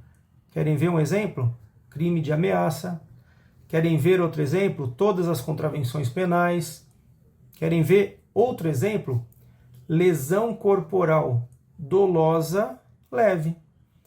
Estes exemplos que eu mencionei, o autor assinará um termo de compromisso onde se comprometerá em comparecer em juízo quando assim requisitado. E ele é liberado, sai pela porta da frente. Olha que interessante, pessoal. Se a infração penal não for de menor potencial ofensivo, como que o delegado deve agir? Obviamente, desde que presentes uma daquelas 4 hipóteses do artigo 302 do Código de Processo Penal, o delegado de polícia lavrará o auto de prisão em flagrante e, se o delito, a pena não exceder a 4 anos, necessariamente no mesmo ato, por força do artigo 322 do Código de Processo Penal, o delegado de polícia deverá arbitrar fiança entre 1 a 100 salários mínimos. E se no mesmo ato o indiciado pagar o valor da fiança, exibir o valor da fiança, será expedido o alvará de soltura para ele. Então, no mesmo ato, muito embora tenha sido confeccionado o auto de prisão em flagrante, se o crime ou delito, a pena máxima não exceder a 4 anos, necessariamente o delegado de polícia deverá arbitrar fiança. E uma vez exibida, seja pelo próprio suspeito, seja por um terceiro, será concedida a liberdade a este suspeito, a este indiciado. Mas você deve estar se perguntando, Eliardo, tudo bem, eu entendi, legal, mas e a importância? Cadê a Lei Maria da Penha em tudo isso? É aqui que nós vamos mencionar a importância e um diferencial que a Lei Maria da Penha imprime para determinadas situações. Se a infração penal praticada for de menor potencial ofensivo, o artigo 41 da Lei Maria da Penha, da Lei 11.340, 2006, diz o seguinte, aos crimes praticados com violência doméstica e familiar contra a mulher, independentemente da pena prevista, não se aplica a Lei 9.099/95. Então vamos lá, o artigo 41 diz o seguinte, aos crimes praticados, aqui nós vamos fazer uma observação. Também se aplica o 41 às contravenções penais. Tudo bem, pessoal? Vocês lembram que agora há pouco eu disse que infração penal é gênero que comporta duas espécies, crime ou delito e contravenção. O artigo 41 só prevê aqui a terminologia crime, mas também aplica-se às contravenções penais.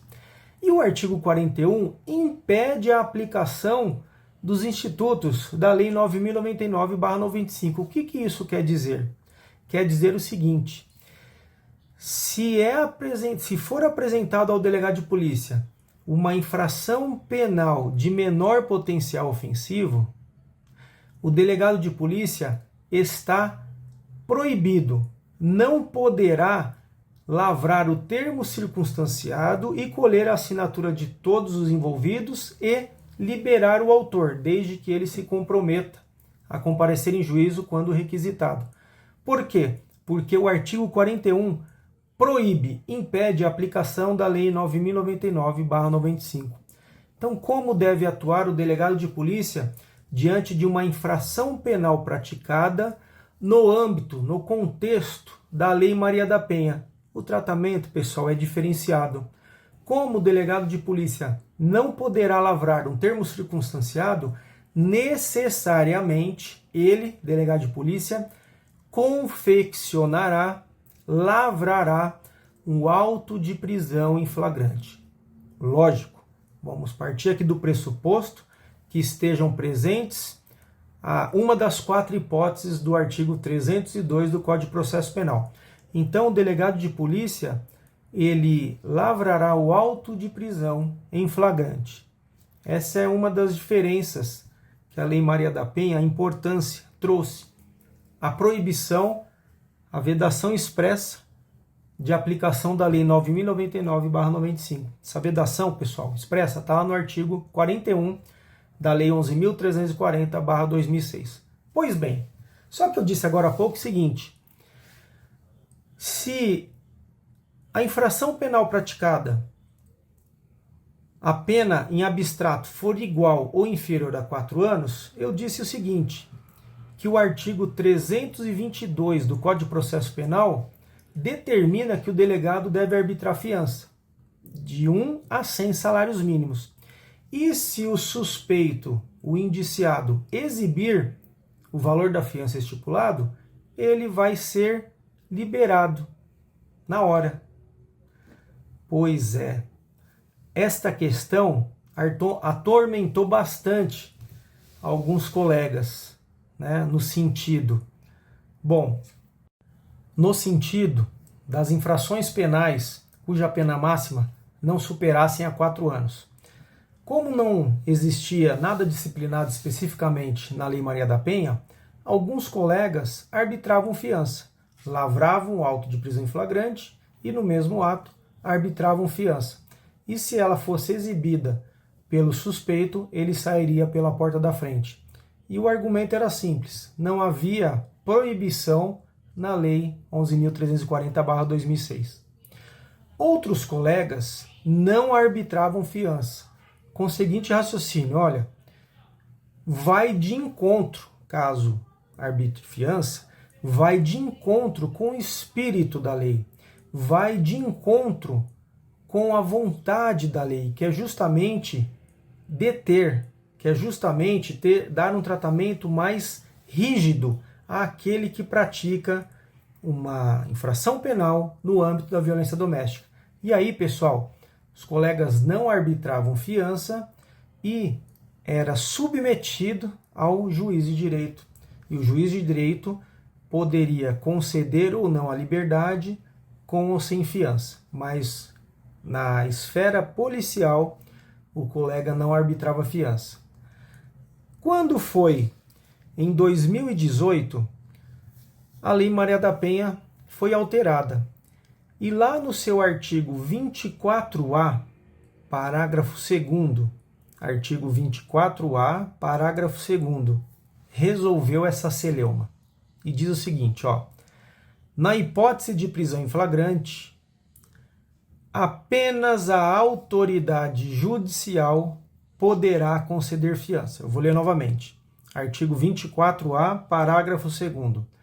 Na hipótese de prisão em flagrante, apenas a autoridade judicial, ou seja, pessoal, o juiz de direito, poderá conceder fiança. Então, 2018, houve essa alteração na Lei Maria da Penha, acabando, liquidando com esta celeuma até então existente no dia a dia, tá bom? Uma outra questão que surge muito na prática é a seguinte: quando as partes são conduzidas para a delegacia de polícia e apresentado ao delegado de polícia, onde o suspeito praticou o crime de lesão corporal leve contra a vítima.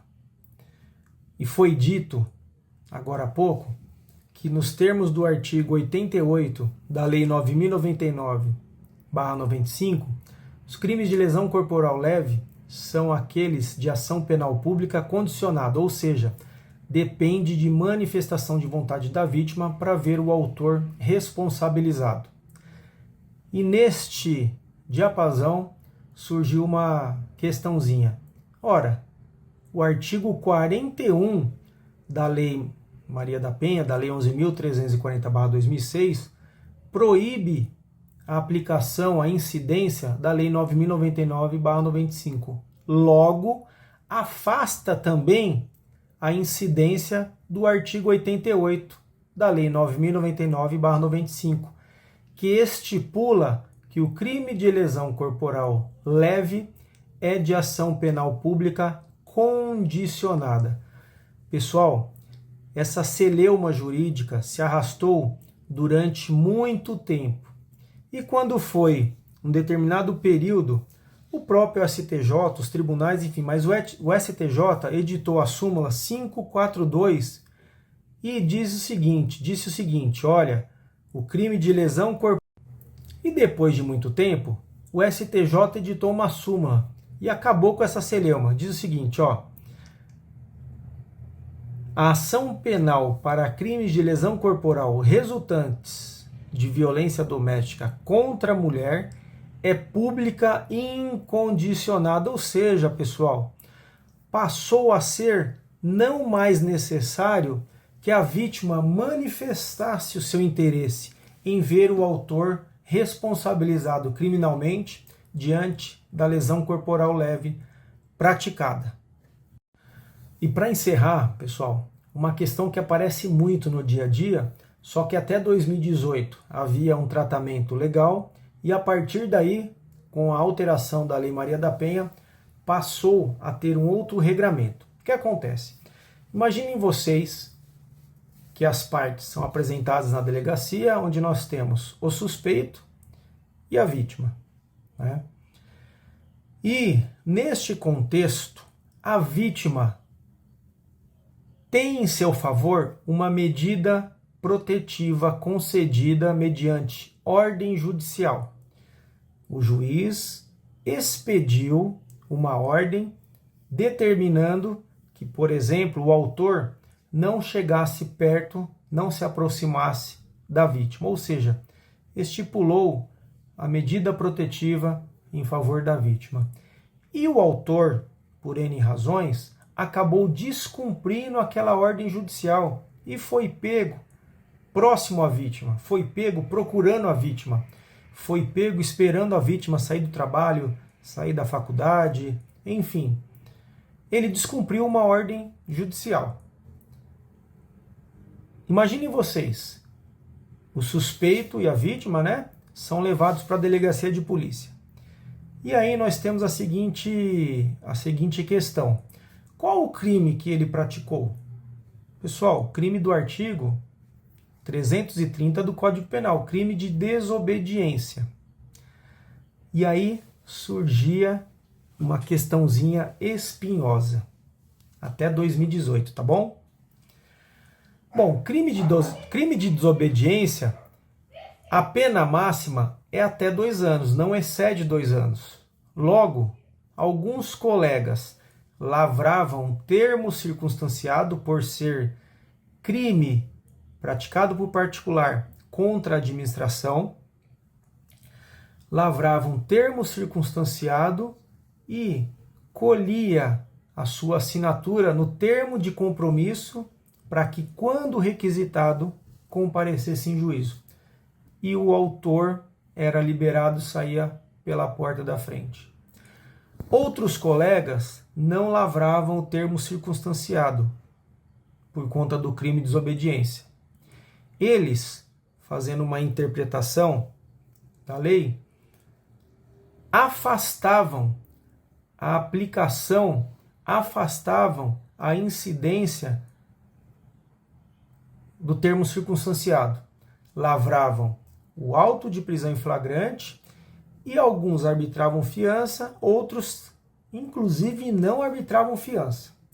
E esta era uma questão espinhosa existente até 2018, quando então a Lei Maria da Penha sofreu uma alteração e lá no seu artigo, novamente, 24A. E aí, pessoal, em 2018, a Lei Maria da Penha foi alterada, onde surgiu o artigo 24A e passou a disciplinar essa questão espinhosa até então existente. Olhem lá. Descumprir decisão judicial que defere medidas protetivas de urgência previstas nesta lei, reclusão de 2 a 5 anos e multa. Ou seja, o artigo 24A passou a tipificar a conduta daquele que não cumpria, que não obedecesse uma medida protetiva deferida judicialmente. E pelo princípio da especialidade, a partir de 2018, a pessoa que descumprir-se uma medida protetiva de urgência passou a responder pelo crime do artigo 24A, previsto na Lei 11.340/2006. Pessoal, essas são algumas questões que surgem, aparecem muito no dia a dia de um delegado de polícia, nessa questão de violência doméstica, dentre outras, né? Mas eu reservei aqui essas questões porque vira e mexe elas aparecem, tá bom? Em provas, OAB, concurso, tá bom? Então espero aí ter de alguma maneira contribuído para o conhecimento de vocês. Parabéns, tá? Por estarem cursando, parabéns por estarem galgando na vida profissional de vocês. Desejo toda a sorte do mundo. Um grande abraço a todos vocês, a todos os professores, a todos os alunos, tá bom? Contem comigo e até a próxima. Quero agradecer o professor Jorge, o professor Eliardo, pelas excelentes explanações e contribuir aqui com o nosso curso de extensão. Agora eu chamo a professora Célia de volta para fazer as 2 últimas perguntas. Sim, Professora sim. Célia, olha só, uma aluna perguntou, na sua experiência, quais são os maiores desafios da aplicação da Lei Maria da Penha no Brasil?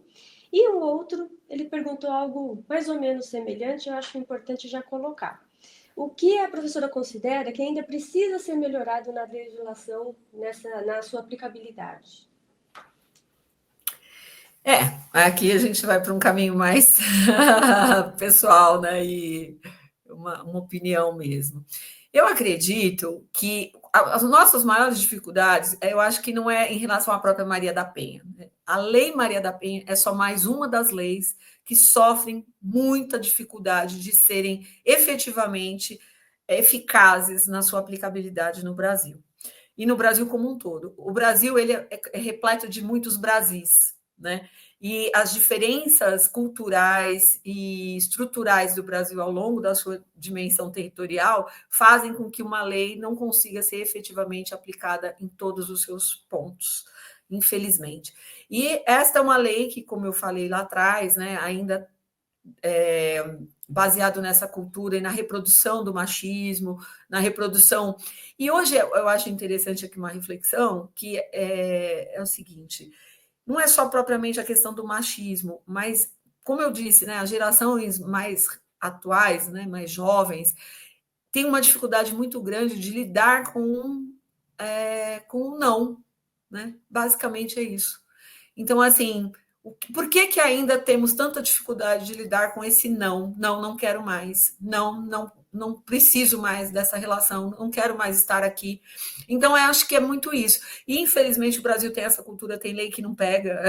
A Lei Maria da Penha pegou, a Lei Maria da Penha existe, ela está aí, mas ela tem que ser a todo momento reforçada, exigida, é um esforço diário, sabe? Porque a todo momento a gente assiste na televisão, os canais de comunicação de todos os tipos, esses dados assustadores, né? Em todos os níveis, economicamente viáveis ou não, que a gente vê mulheres sendo vítimas de violência. Jovens, mais velhas, não importa. Né? Então, acho que a grande dificuldade é essa, é mudar a estrutura do entendimento, né? Doméstico, familiar, mas principalmente do homem em relação a essa condição mulher. Né? O que é ser mulher? Por que é preciso respeitar uma mulher? E a gente não vai entrar aqui nessas discussões bizarras que a gente ouve. Ai, mas vocês lutaram tanto para ser iguais. Ai, mas vocês não sei o quê. Gente, nós estamos falando de coisas diferentes. Respeito aos salários iguais, dignidade no trabalho, a autonomia para fazer ou não fazer alguma coisa que a mulher precisa ter, isso é outra coisa. Aqui a gente está falando de crime. Crime é crime e pronto. E ninguém pode cometer crime, seja contra um homem, seja contra uma mulher.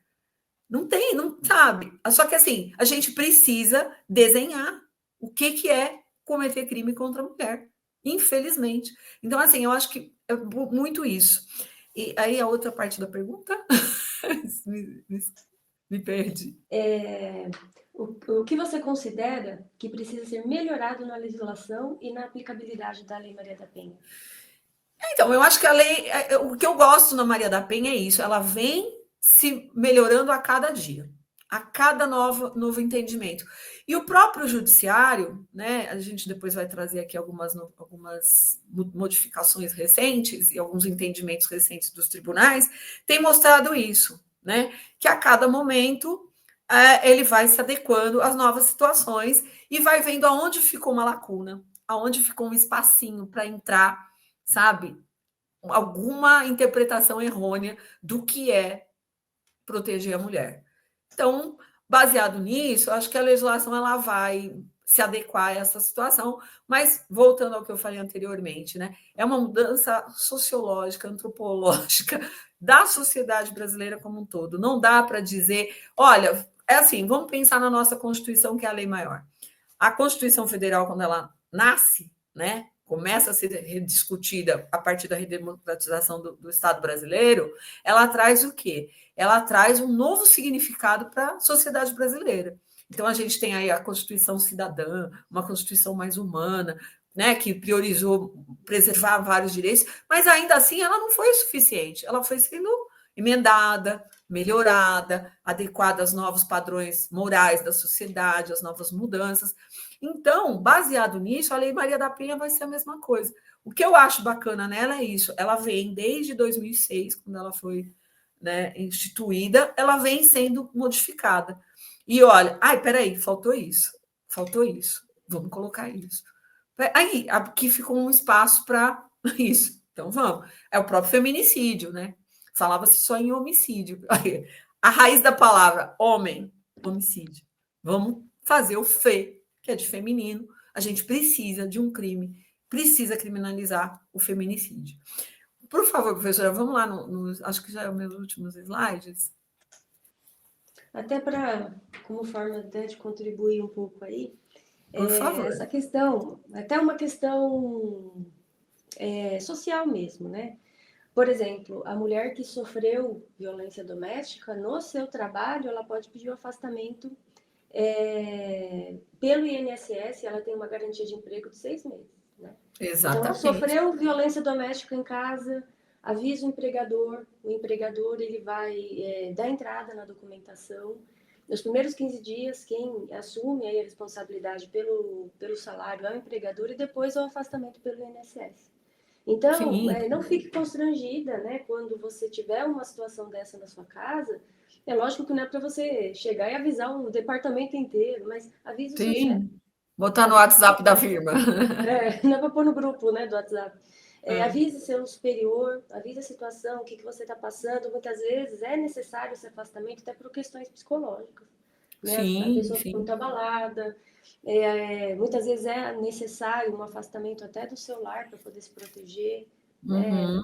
Então, avise, porque a lei garante isso, o seu emprego durante esse período de 6 meses e você não vai deixar de receber os salários. Né? Isso é uma solução que a lei trouxe de forma social, mas que acaba sendo muito útil para aquela mulher que tem medo e muitas vezes vai trabalhar com medo de perder o emprego e tem esse caminho aí a ser percorrido. Sim, essa é a característica da Maria da Penha. Ela vai vendo aonde ainda é possível aprimorar a legislação, e esse que você trouxe é muito importante, por quê? Porque às vezes ela foi afastada de casa, ela saiu, foi para casa da família, foi para outro lugar, mas onde ele vai encontrá-la? No trabalho. E aí era onde ela não podia não ir. Ela tinha que ir para o trabalho ou abrir mão do trabalho.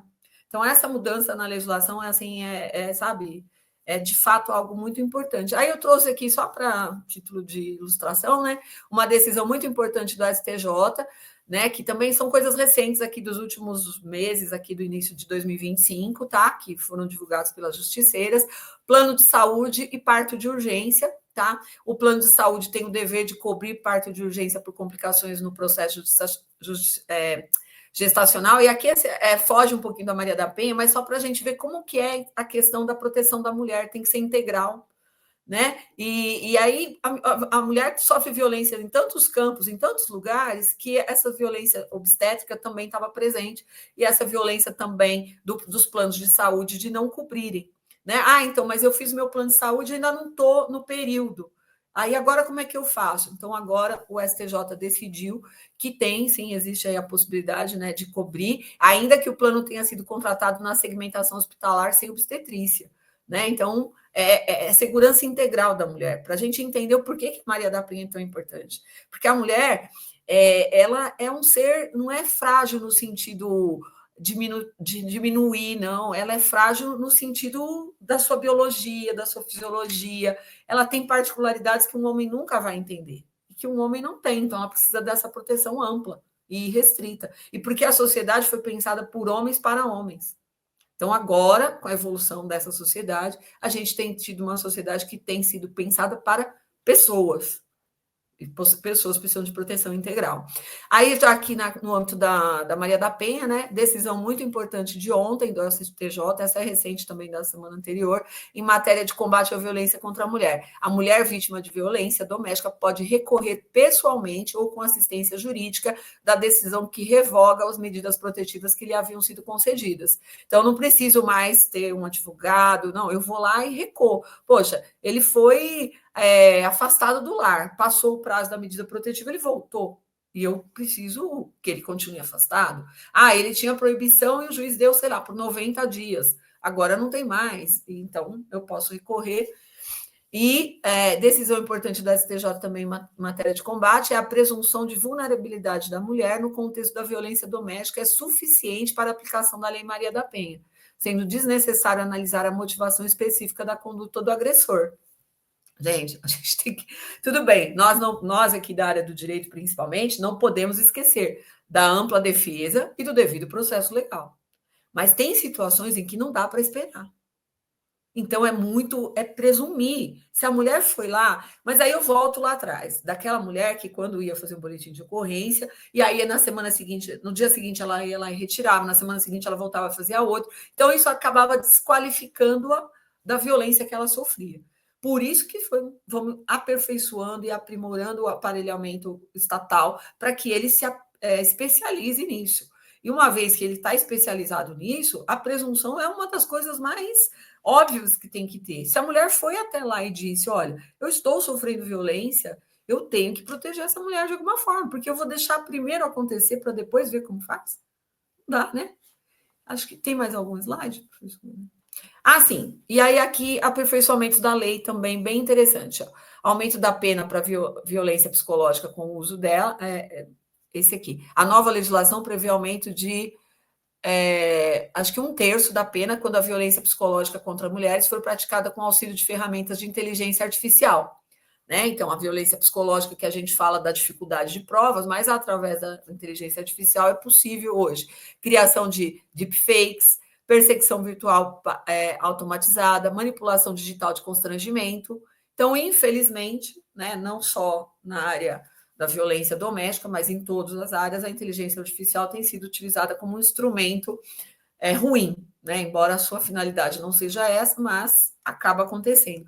Então, nesse sentido, também, toda vez que ela for objeto da utilização da inteligência artificial aí para violência psicológica, vai aumentar em 1/3 a pena. Outra coisa, essa também é bem recente, né? A tornozeleira eletrônica obrigatória para esses agressores, e como eu disse, ele pode ter que pagar por isso, né? Porque ele deu um custo para o Estado. E aí, a medida determinada em casos de violência doméstica, ameaça, descumprimento de medidas protetivas, o objetivo aqui é o monitoramento 24 horas para garantir segurança da vítima. E aí, aqui trazendo um outro parênteses também, é que algumas cidades dispõem, né, de serviços específicos de Maria da Penha, que eu esqueci, que eu vou chamar... Tem um nome aqui na cidade de Suzano também, que é aqui próximo de Mogi. Eles têm lá me fugiu o nome da política, mas é como se fosse assim, a GCM, mas especializado em violência doméstica, né? A mulher pode ligar e rapidamente eles chegam. Tem mulheres que eles acompanham. Oi? Eles chamam de patrulha da Maria da Penha. Isso, Patrulha Maria da Penha. Eles chegam em alguns minutos, se você ligar, eles têm alguns contatos que eles passam eventualmente na residência ou no lugar onde a mulher está para saber se o agressor foi procurá-la. Então, são várias formas de monitoramento possíveis de serem implementadas por qualquer dos entes federados. Isso é importante dizer também que a Lei Maria da Penha comprometeu todos os entes federados. Então, é a União, os estados, o Distrito Federal e os municípios. É uma força-tarefa para proteger essas mulheres. E aí também a proteção a mães gestantes em processos seletivos, isso também é um ganho aqui, né? Proíbe discriminação em seleções de bolsa de estudo por situação de gravidez e condição de maternidade. Penalidades para instituições que descumprem muitas e possível perda de credenciamento. Aqui também mais um adendo em relação àquilo que a mulher precisa de proteção, né? Como eu falei, as condições que fragilizam o nosso gênero, infelizmente, estão aí na sociedade, a gente não pode se recusar. E aqui é interessante, ó, essa é uma decisão da Justiça do Paraná, que concedeu guarda unilateral para a mãe em caso de violência doméstica, né? Como eu falei lá atrás, a Maria da Penha, quando ela começou a viver as dificuldades e os problemas da violência, a grande preocupação dela naquela época social do Brasil era que se ela saísse de casa era abandono, e se ela saísse, ela perdia a guarda das filhas. Agora, né, a gente tem um processo de evolução nisso, mas também ainda contamos com algumas decisões da Justiça para deixar isso cada vez mais claro. E aí a guarda, né, dos filhos, de forma unilateral para a mãe, né? Essa mãe foi vítima de violência doméstica, terá direito à guarda unilateral do filho. O entendimento da Justiça do Paraná considerou o histórico de agressões do genitor e a existência de medidas protetivas em favor da autora. E aí essa é uma decisão muito importante que vai talvez perpetuar e reverberar em outros tribunais, em outros espaços, né, de justiça. E aí aqui eu trago um caso meu de violência, e que era violência psicológica e patrimonial, aonde infelizmente, a justiça concedeu guarda compartilhada. Inacreditável, demonstrado, com Maria da Penha, com tudo, mas o entendimento da juíza foi de que era possível a guarda, e do Ministério Público, inclusive, era de que era possível guarda compartilhada. É uma situação assim, né, que deixa a gente às vezes desgostoso, mas é luta, né? Luta é luta, não tem o que fazer, todo dia, é um tijolinho em cima do outro, mas o que deixa a gente feliz com a Maria da Penha, né, com a legislação, é que essa, como eu disse, ela vai se aprimorando para atender aos casos. Parece que os casos específicos vão se tornando elemento para alimentar essa legislação de uma forma que ela se torne mais efetiva para todas, né? Mais alguma coisa? Bom, perguntas encerradas. Na Que bom, verdade, eu quero agradeço a todas. agradecer por ter aceitado o nosso convite, foi muito esclarecedor. Acredito que os alunos, quem teve primeira vez o contato, né, de conhecer a lei, ficou super bem informado. E quem já conhecia, se atualizou bastante aí. Né? Então, foi muito prazeroso te ouvir, né, nessa linha. Então, eu fico muito feliz. A professora trouxe com bastante cuidado as informações. Isso contribui muito aí com o nosso aprendizado. Professora, muito obrigada. Quero só fazer um aviso para o pessoal, quem fez as inscrições vai ter direito à certificação. Então, quem está assistindo e ainda não tinha feito a inscrição, já corre lá no link e faz a inscrição para conseguir aí o certificado. Professora, muito obrigada. Deseja falar alguma coisa? Sim, só para encerrar, né? Mais uma vez agradecer aí o convite, né? Agradecer a todas as instituições envolvidas aí, a professora Vanessa em especial, que é uma pessoa que eu admiro muito profissionalmente, pessoalmente, e que eu sei que todo o trabalho e comprometimento dela com as coisas, então a gente tem que dar o melhor da gente para fazer trabalho com ela. E é muito bom fazer isso. E para quem está nos ouvindo aí, né, que por favor, reverbere, né, essas informações, divulgue, né, seja um canal reprodutor de toda e qualquer forma de informação. Uma coisa que eu costumo ter bastante cuidado é porque a gente nunca sabe, né, quando a gente vai falar, né, onde a gente vai expor as nossas informações enquanto profissional, quais os gatilhos que a gente pode despertar em algumas pessoas, porque entre nós aqui, ouvintes, ou entre pessoas que a gente conheça, pode ter pessoas que estão vivenciando uma situação como essa, mas que a gente sempre coloque isso de uma forma bastante acolhedora, com muito, muito cuidado, não é? Porque não é fácil, porque sair de uma situação como essa, de uma situação de violência, não é uma coisa simples. Sair de um relacionamento, seja ele qual for, trabalho, pessoal, afetivo, não é fácil. Então, a primeira coisa que a gente tem que fazer enquanto profissional é não julgar. Né? Não julgar, porque, infelizmente, o que a gente percebe ainda, e talvez aqui só para finalizar a nossa ideia, é que dentro de toda essa estrutura do Estado se organizando, de toda essa preocupação do legislador em adequar a legislação, a gente ainda sofre com juízo de valor. Então, uma mulher chega numa delegacia, seja ela especializada ou não, e aí vai ter que lidar com o juízo de valor das suas relações, do seu sofrimento, e isso é muito ruim. Né? Espero ter ajudado, fiz aqui só uma pequena contribuição, a lei é muito maior, tem muito mais coisas a serem estudadas, e essas dicas que eu dei, esses institutos todos aí que a gente trouxe, por favor, divulguem esses trabalhos, e quem tiver condições e quiser, se aperfeiçoe na Maria da Penha, tem muita mulher precisando de ajuda. Tá bom? Muito obrigada, professora. Deixei aqui o Instagram da professora Célia, @celmmelo. Sigam e, eventualmente, tiverem perguntas, né? Nós ficamos à disposição, até mesmo fico à disposição para passar para a professora Célia. Por favor. Desejo bons estudos aí para todo mundo e, professora, muito obrigada. E até a próxima. Eu que agradeço. Tchau, tchau.